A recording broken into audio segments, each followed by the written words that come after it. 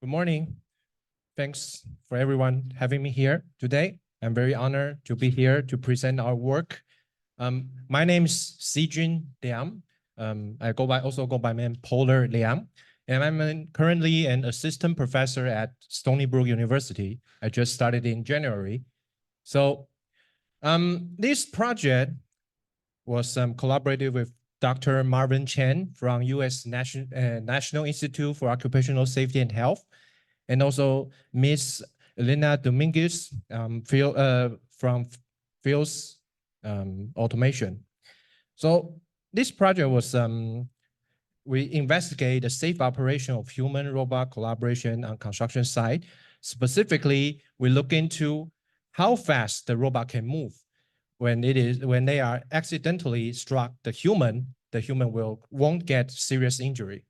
So now I want to spend a few moments to honor our third co-author, Ms. Dominguez, who passed away last year, unfortunately, before the paper was accepted.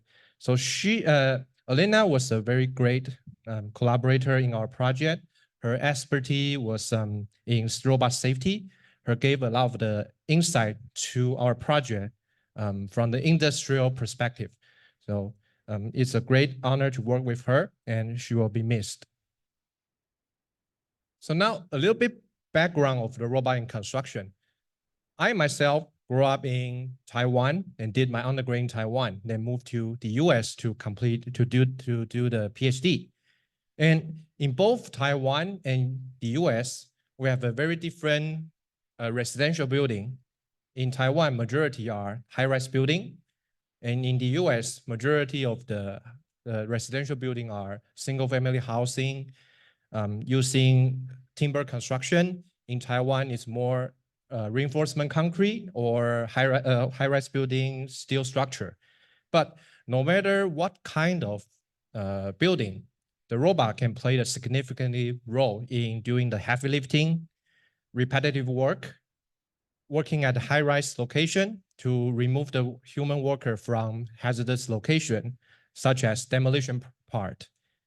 And they can either be teleoperated on the construction site or do it autonomously. And recently, there's a new concept called collaborated robot or human-robot collaboration. So where, in this case, the human and the robot are work closely with each other. Sometimes they even contact with each other to complete a task. They can take the advantage from the robot. They have the heavy lifting, they have the heavy payload, they have the precise control. And for the human, they have knowledge and they can supervise the process to complete the task together.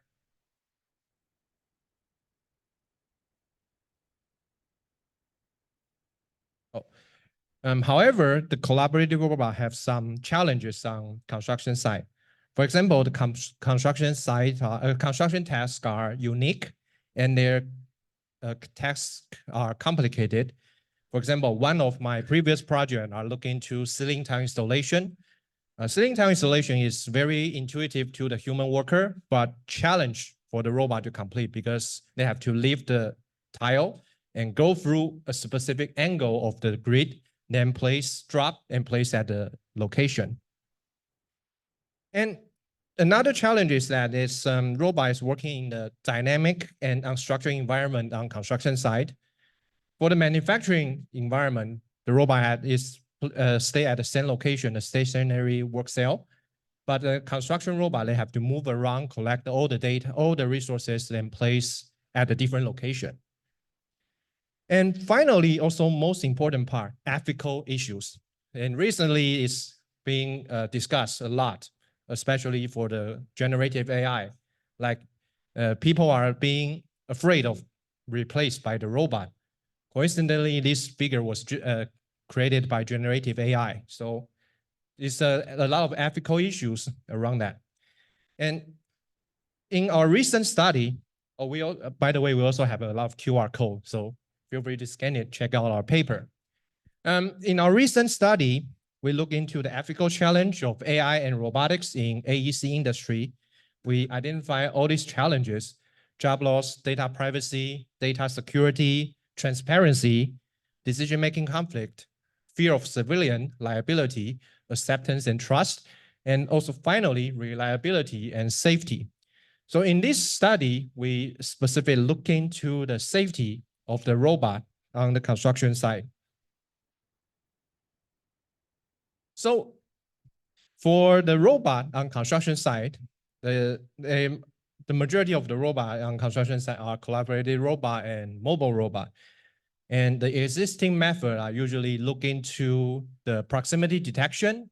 They detect how far the robot is nearby the human. And if the human is nearby, close to the robot, they will slow down the robot or give some warning sign to the human worker. The robot is coming to you, or in some cases, they are doing the trajectory prediction to inform the worker what the robot is going to do, or predict the human's trajectory in the near future. However, in those cases, we still need to look into how to operate the robot specifically to overcome those unsafe situations. So for example, so we look into our safety standards of a robot. The existing safety standard, they look into the clearance of the moving path of the robot. They want to make sure the robot doesn't hit any obstacles. And they define the robot's moving speed or the any factor in the case where the human is nearby. Or they also create some emergency stop criteria when the human is inside the working zone, hazardous zone. They have to stop the robot to pause the process.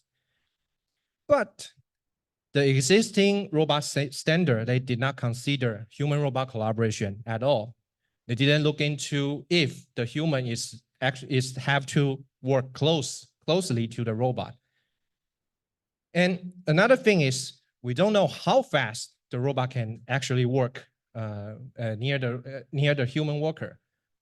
For example, they can work very, very fast. And in those cases, they might accidentally hit the human. And we want to know how fast the robot can work. In that case, the human won't get injured when they accidentally struck by the robot. So here's our objective. We build this, we use the mechanical modeling to understand the potential injuries by unexpected collision in the collaborative workspace. So we use that mechanical model to do the analysis to see how fast the robot can operate that won't cause serious injury. So there's a lot of the struck by scenarios between the human and the robot. So we identify the two most cases. The first cases will be a static worker. The worker just stands there, do their work, and the robot struck him from the back or from the front or from the side. Another case was a moving worker, but it's the same scenario, struck from the back, from the front, and from the side. So in this paper, for this ISARC paper, we only look into the struck from the back and struck from the side with the static worker. These are the two cases in this study. So we define this dynamic model of impact scenario. So if we look into the impact scenario, there's actually two phases. If we hit our human body skin, the human body skin will first compress to observe the energy hit by the robot. Then in the second phase retracting, when the robot moves away, the human body skin will recover from the deformation. So here's an animation to show the entire process. The moving object hit the human body surface. Start with the compression phase. The robot moves to the human body surface. Contact start. Then that's the deformation. Then they will reach the permissible deformation and the robot stopped. So this is the permissible deformation where the human body observe those energy hit by the robot. Then here comes the retracting phase. The robot move away, the deformation start to decrease, and the deformation after detached, they will recover from to the original phase. So the body surface is recovered. That's the entire process we want to analyze. So in the first case, struck from the side, usually when the robot struck from the side, we will the human worker will push away.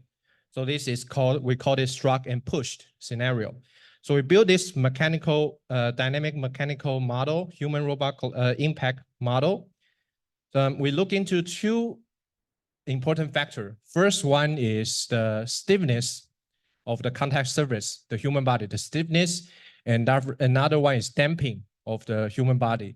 So we use this parameter to do the measurement, then we calculate the deformation of the human body surface.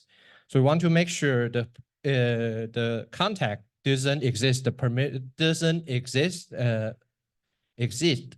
permissible deformation. Now, the second case is struck from the back. The struck from the back, usually the human will bend, so it's struck and bent scenario. So similarly, we build this mechanical model, struck from the back, and in this case, we add additional bent scenario. So we still look into the deformation, stiffness and deformation of the human body. So these two parameters are most important when during the contact phase.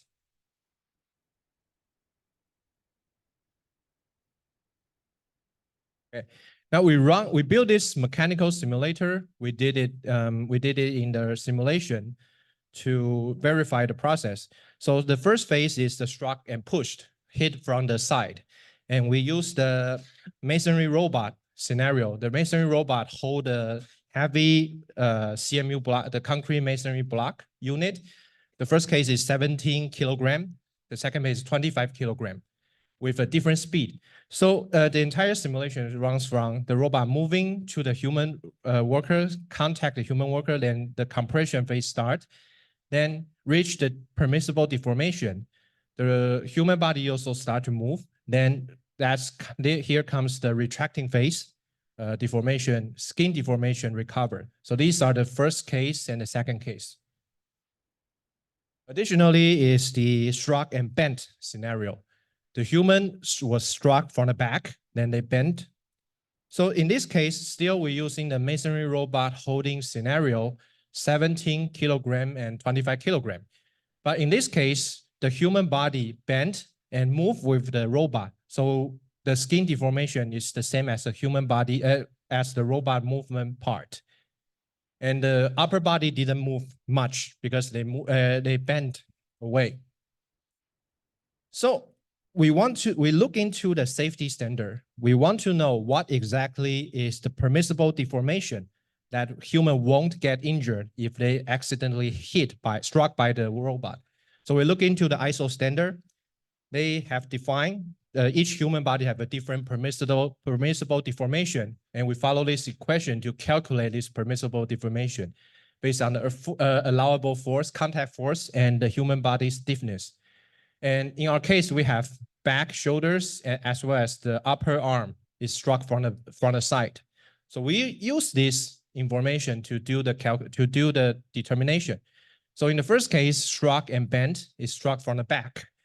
From the calculation, the permissible deformation is around 15 millimeter for the human body. So we mark this from here, also from here. So and as you can see, in the different cases, the robot can actually operate in the 17 kilogram scenario. They can operate it with 700 millimeter. And for the second scenario, upper arm, struck and pushed, they have a different permissible deformation, and we mark it here. The robot can actually run faster case with around 900 millimeter per second. So we consider these two scenarios, 17 kilogram, 25 kilogram. The maximum speed of the robot should be less than 700 millimeter if the robot is carrying a 17 kilogram block. And the second case, if it is 25 kilogram, the robot can only operate 570 millimeters. Now we look back to the safety standard. The safety standard put it, the robot can only operate 250 millimeter. per second for when the human is close by. This number is actually way lower than our case study. So the robot is actually can move faster when the human worker is nearby, and the worker won't get serious injuries. So now, here comes some conclusion and ongoing work. In this study, we did some finding using the dynamic model to analyze the human-robot impact scenario. We look into two cases: struck from the back, struck from the back, and struck from the side. And the maximum speed is 570 millimeter per second when they're holding the 25-kilogram block. For the future, for the ongoing work, we still look into the different scenario, not only the struck from the back and the side.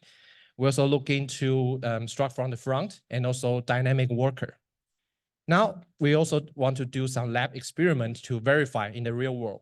However, it's impossible to find a human subject to say, hey, you stand there, we will operate a robot to hit you, and want to measure how much injury you get. So we designed this new test, new physical experiment result. Then we use this data to collect the skin deformation, to emulate the skin deformation, and also put some spring in the data collection to measure the damping of the human body. Then we collect that data in the lab experiment. So that's our ongoing work. So with that, I'm wrapping up my presentation today. Per our US government requirement, please read the disclaimer. So thanks.